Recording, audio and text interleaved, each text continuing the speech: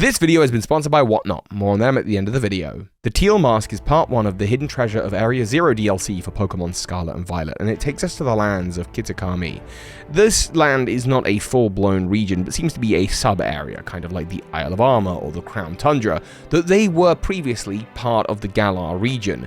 With Kitakami, it seems that this is abroad from Paldea, in an aesthetic that clearly seems to be Japanese. And we've seen Japanese culture in the Pokemon world before. Of course, the Kanto, Johto, Hoenn, and Sinnoh regions, previously known as Hisui, are all inspired by various areas in Japan. It seems that the Pokemon world operates much like our world, except with the countries that they're part of broken up into these little sub-regions. In fact, it's dialogue in Heart Gold and Soul Silver that suggests that Kanto, Johto, and Sinnoh are all as part of the same country. We've also seen Japanese culture in the Isle of Armor, as well as actually in the Alola region in Marley City, but these seems to be reproductions of that culture, which is often referred to in the Pokemon world as just having an Eastern influence. In the case of the Isle of Armor, it was to build the Tower of Darkness and Waters to be like the original home of Kubfu, which is theorized to be Old Hisui. But Kitakami seems to be very clearly inspired by an area in Japan, specifically an area called Kitakami, similar to how the Kanto region in Pokemon is named after the Kanto region of Japan. So I think this is intentional, and I think this adds a lot of lore to the Japanese country that appears in the Pokemon world. I'd like to share what I've thought about with you, and how I actually think it's possible we've been to Kitakami before. So, the real-life Kitakami is an area in Japan south of what would be known as Sinnoh in the Pokemon world and north of Johto and Kanto. And those of you who have been around for a while in the community will know that there's another similar add-on event for a main series Pokemon game in Heart Gold Soul Silver that allows you to travel to a very special location called Sinjo, somewhere between Sinnoh and Johto. And there, if you take an event Arceus with you, you'll be able to create a new Giratina, Dialga, or Palkia, and unlock an event learning more about the history of the Pokemon world from a special hiker. This special hiker also appears in the Canalive Library, the Orberg Mine, and as well as that in an area of Heart Gold Soul Silver called the Embedded Tower, where Groudon and Kyogre are locked away. This will become relevant later. Even though it would seem that this is some Gen 4 special side event stuff. What's that got to do with what's going on today? But Sinjo isn't just something of the past, it is also something that was being referenced just a year ago with the release of Pokemon Legends Arceus, because in that game we learn a lot about the old Sinnoh, or as it was known then, Hisui region. And back then, Hisui was being settled for the first time around about 200 years ago. While at this time people are traveling from all different regions to settle in Jubilife Village, before them there were the Celestica people, who are currently divided into the Diamond and Pearl clans elsewhere in the Hisui Savage Wilds. They themselves were once a single group of Celestica people called the Sinnoh people, and they worshipped what they believed to be called the Almighty Sinnoh, or in that case, Arceus. And as we look to the old verses that can be dug up across Old Hisui, we learn more about the history of these people. We learn that the Sinnoh people were in fact born in a place called Sinjo, likely the Sinjo ruins, where the people of modern-day Hisui first learnt about Arceus. It's likely they travelled north in pursuit of this knowledge to discover Arceus. So who are they before they were the Sinnoh people, and what's this got to do with Kitakami? Well, the only way that we can know is to look at the only member of that original unified clan, Kogita, who lives in the ancient retreat that has been there since long before the Diamond and Pearl clans separated and settled.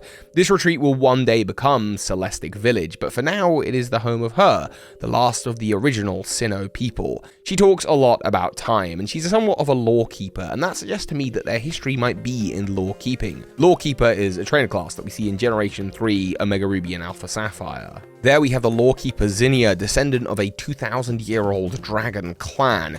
They were removed from their home in Meteor Falls when the meteors fell down on it 2,000 years ago, and they began to nomadically travel. We see traces of them again in the Alola region in the seafaring Seafolk Village, I think it's called? Yeah, Seafolk Village. We also see them all about the Hoenn region. We see their presence with the Reggies. We also see the presence of these dragon clans all across the Pokemon world. Hassel seems to be part of some kind of dragon clan or cult. We also have Drasna of Generation 6, who is an Elite Four member also, who seems to have come from Celestic Town. And before all of that, back in Generation 2, there were the Dragon Clan of the Dragon's Den in the north of the Johto region. And if you look to the manga, you can specifically see that their leader wears a Rayquaza on their hat. And in fact, including in all of this, as I've mentioned previously, it seems that a lot of what these lorekeepers do is keep at bay legendary Pokemon and keep them sealed away. I've done a whole video about their connection to the Regis, both in the Hoenn region and, of course, Regigigas in Sinnoh, and I highly recommend that video. I loved making it. On top of all of this, their presence can be seen in the previously mentioned Embedded Tower, which shares a lot of similarities to the Sky Pillar, and this is where Groudon, Kyogre, and Rayquaza are being sealed away. So, after the destruction of their home 2,000 years ago, they began to nomadically roam, and this included moving north, where eventually they would move through Johto, where the Dragon Clan are settled, and continued upwards to Sinjoh, and I believe they also arrived in Kitakami, if they're not the exact same place. While at first Dragon Clans and Lorekeepers don't appear to be present in the Teal Mask DLC, what we do see is a lot of little elements of the DLC appearing in the same area of Hisui. Eduardo on Twitter, who I highly recommend you follow by the way, has pointed out that the outfit colorations that we see don't seem to be just random in this promotional art for the Teal Mask. The blue, the pink, and the green. The blue and the pink being references, of course, to the origins of the Diamond and Pearl clan shortly after they began to split and theorize that the almighty Sinnoh was a different thing. But as for the green, this is highly reflected in Kogita's base in the Ancient Retreat. When you look inside her tent, it's all green, a deep green, as if before they separated, they were unified as one clan and they wore this green coloration. It's possible that the green might also be a reference to Celebi if they really did travel up from Johto. After all, the Ancient Retreat will one day become Celestic Town, where there's a shrine similar to that of Celebi's from the Ilex Forest. The shrine could also be a reference to the forces of nature, because of course, Kogita is the one who wields the mighty Enamorus during the events of the Hisui story. And sure enough, in the Unova region, a shrine can be found that is very, very similar to the one in Celestic Town. But I digress, that's just one connection, because another connection is something else that appears in Kogita's hut, something that's a little bit out of place. You see, there is this unique model for this blue book in there, which looks an awful lot like the Violet book from Pokemon Scarlet and Violet. Now, this book is at least 200 years old, and so too is the people of Hisui, so it seems like this will have come into possession for Kogita recently. But the book was circulating at the time of Pokemon Legends Arceus, and if you think it's just a big coincidence, this asset doesn't seem to appear anywhere else in the entire game, suggesting that there's a connection to the Paldea region in Hisui. If it came up from Kitakami, that's interesting because it seems that they have this foreign exchange program that happens year after year, suggesting this has been a regular thing going up back years, maybe even hundreds of years. The school is at least 800 years old, and this festival seems to be a focus on tradition.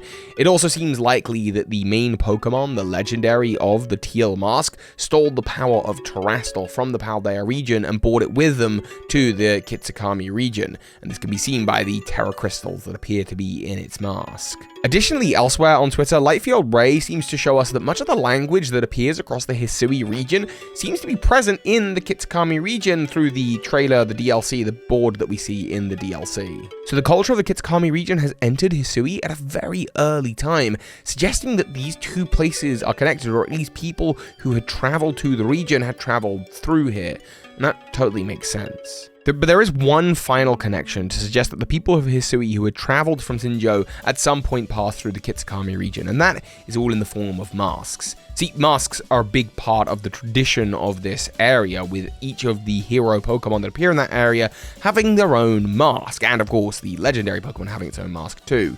But similarly in Hisui, there is a mask that is a special part of the game.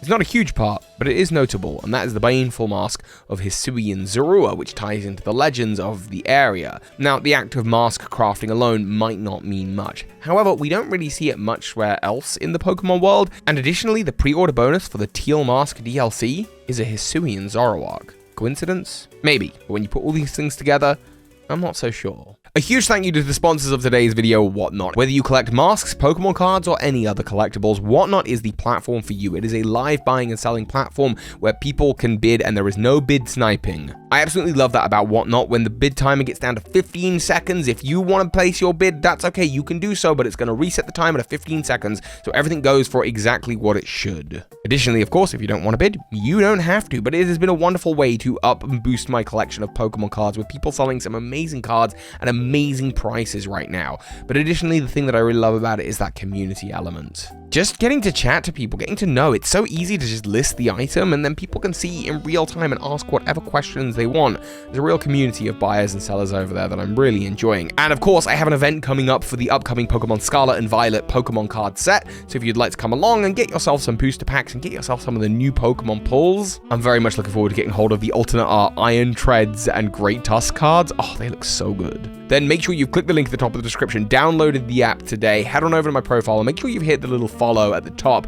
and come and join us to open up some Scarlet and Violet for the very first time. Thank you all for watching, and of course, so hi Pokemon Masters. This is Ash Ketchum. You just watched a video by Birdkeeper Toby. That makes you a Pokemon Master. Just the biggest thank you to those of you who are supporting this channel on Patreon, and a special thank you to the big patrons of the month, Jedruben, Charmander, Ansible, Anthony Lee, The Elgator, and Michael Hornschuch. Thank you so much.